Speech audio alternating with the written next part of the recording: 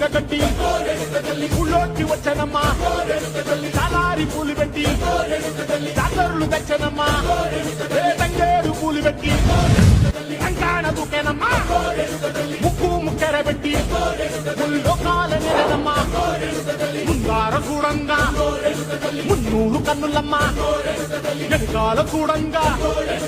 ఏనూరు కన్నులమ్మా సాధువు శిస్తులంతా సాగిల పడ్డరమ్మా మహారాజు రాజులంతా